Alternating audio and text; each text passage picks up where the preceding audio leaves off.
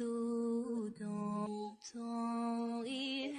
Il n'est pas fou, il y croit c'est tout, il la voit partout. صباح الخير. حجهز معاكم اللانش بوكس حق يارا، حق ريكو ويارا. طبعا هم مو كل يوم يشيلوا معاهم لانش بوكس لانه عندهم مصروف، يعني يشتروا من المقصف في المدرسة، بس بعض الاحيان احب اني اجهز لهم. فاليوم قررت اني اسوي لهم ساندويتش جبنة بس بالتميس الافغاني زي ما شايفين. فلانهم ما ياكلون كثير، يعني يحبوا ياكلوا شوي شوي مو كثير دفعة واحدة، فسألتهم على الحجم على كيفهم، لأن عارفة إذا سويت كثير على كيفي ما راح يخلصوا. فهذا الحجم اللي طلبوه مني، وقصيته بالتميس الأفغاني وفتحته زي كذا، وحدهن جوا زي ما قلت جبنة كريمية، وبحط كمان شوية إضافات في تحت هنا. فيلا نبدأ.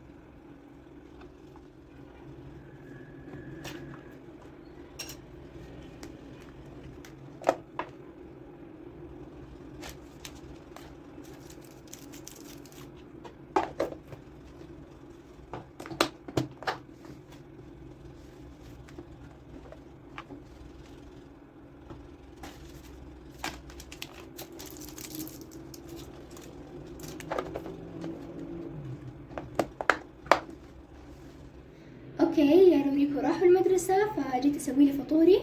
زي ما شايفين هنا سويت لي كاسة شاي حليب مع تميس افغاني زيهم، دهنت لي فيه جبنة من جوا، ولاني صاحية من الفجر ومو ماكلة غير تفاحة فجيعانة، فحطيت لي حبتين كليجة، في حال ما شبعت اكلهم. فالحين رايحة افطر، وغالبا حجلس على الجوال اتفرج على فيديوهات في الانستا والتيك توك. اوكي بنات، الحين حطبق معاكم فكرة من زمان ودي اسويها، واللي هي صندوق الذكريات. كنت ادور على صندوق معدني بس لحين ما لقيت، ومرة مستعجلة عشان انفذ الفكرة. فحاليا حسويها بذا الصندوق اللي رسلت لي شهد فيه الهدايا. اللي ما يعرف، صاحبتي شهد رسلت لي هدايا من السعودية قبل فترة، وصورت فيديو راح اسيب لكم الرابط تحت في صندوق الوصف، روحوا شوفوه بعد ما تخلصوا من هذا الفيديو. حاليا حاستخدم الصندوق حقها لما القى الصندوق المعدني اللي في بالي. طبعا طبعت لوحة، لا صورة زي كأنها لوحة سيارة مكتوب فيها This memories make me smile، حسيت مرة كيوت. وفي الأطراف ممكن إني أزيد ستيكرز زي كذا لأني أحس شوي فاضي، بس حاليا حسيبه زي كذا. العلبة فاضي زي ما شايفين، حابيه الحين معاكم. فيلا نبدأ. أول شيء هذا من ضمن الهدايا اللي شهد كانت راسلتهم، شلت كل الإكسسوارات يعني الأساور والأشياء اللي جوا لأني أكيد حلبسها، بس هذا راح أحتفظ به هنا أكيد إني ما راح أرميه. في هنا كمان هذا الظرف اللي جوا فيه رسائل وأشياء برضو ححتفظ فيه هنا. إيش في كمان؟ في هذا الصدف كمان اللي كانت مسوية منه شمعة، برضو راح يخش جوا. الحين هذه الأشياء اللي من شهد، لا دقيقة في هذا كمان اللي جوا كانت مسويت لي زي ظروف صغيرة وفيها رسائل، قرأتها كلها، فالحين ححتفظ فيها جوا الصندوق. وكمان هذا الشريط اللي كانت مقفلة فيه الصندوق، أكيد ما راح أرميه، يعني أنا أقدس الذكريات، فراح أحتفظ فيه جوا. دحين حبدأ بالأشياء الثانية غير اللي شهد رسالتهم. أوكي، فأول شيء أنا صف خامس ابتدائي كان عندي صاحبة اسمها ريفال، فكانت معطتني هدايا. فأول شيء هذه البسة كانت عبارة عن ديكور، وتحت فيه زي فستان من السيليكون، وكانت زي كذا توقف، بس ذاك انقطع فاضطريت أرميه، واحتفظت بالبسة وقديمة لدرجة إنه هذا شوفوا كيف مصدي، كان لونه ذهبي. فهذا من خامس ابتدائي معاي، فححطه جوا. هذا بعد من ريفال، كانت معطيتني عطر هدية، والعطر خلص طبعا أكيد، وبرضو كنت محتفظة فيه فترة بعدين انكسر فرميته، واحتفظت بالغطا حقه اللي هو على شكل تاج برضو من ريفال. هذول الاثنين من التوزيعات اللي سويتها لعيد الفطر. أكلت الشوكولاتات طبعا، بس بعدين ما قدرت إني أرميهم لأن أشكالهم مرة كيوت، فاحتفظت فيهم للذكرى، يعني عشان يذكروني بتوزيعات عيد الفطر اللي كنت مسويتها. بعدين عندي هذه الورود. كنت أول آرت جورنال أسويه في حياتي، كنت مزينته من برا بهذه الورود. وبعدين لأنه حرفيا كان يفشل مرة وخرب زي كذا وانكب عليه موية، فرميته. أتوقع إني رميته، يعني لفترة طويلة مني شايفته، أتوقع رميته. فاحتفظت بهذولي عشان الذكرى. بعدين وفي هذه الإسورة من بنت خالي الصغيرة، بس لأنه مرة واسع علي وما أقدر ألبسه هحتفظ فيه جوا الصندوق.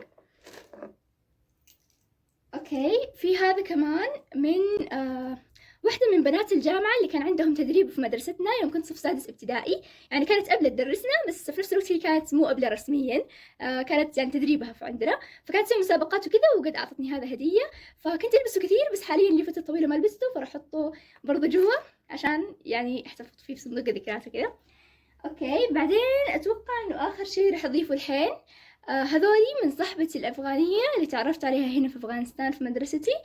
أول شيء أعطتني هذه الإسورة، كنت ألبسها مرة كثير، يمكن سنة كاملة كانت في يدي، بس بعدين خربت زي ما شايفين، هذه الجهة أقصر من هذه، إيش ما أسوي زي كذا تجلس، فأنا كنت ألبسه يعني ما عندي مشكلة إنه جهة تكون قصيرة جهة طويلة، بس حاليا لي فترة طويلة ما لبسته فأحتفظ فيه هنا بدل ما يكون في دولابي، بس طبعا أي وقت أبغى ألبسه أقدر أجي أخذه، يعني ما راح أقفل الصندوق. شو اسمه، وفي هذه الميدالية كمان كانت معطتني إياها، مكتوب هنا الله جل جلاله، ورا في زي لوحة أو شيء، بس أنا ماني فاهمة إيش الرسمة بالضبط، أتوقع إنها بس ألوان كذا. هذا كمان ما أقدر أستخدمه لأنه صدى من هنا لونه رايح، فأكيد ما راح أرميه وراح أحطه هنا وأحتفظ فيه في صندوق الذكريات. وأكيد إنه في أشياء ثانية حزودها بعدين. دقيقة نسيت حاجة. في هنا جوا ذا كنت محتفظة فيه في الملف رسائل وظروف وأشياء مرة حلوة من سادس ابتدائي من صاحبتي شهد وباقي صحباتي كمان، ففي مرة أشياء كثيرة محتفظة فيهم، فراح أحطهم برضو جوا.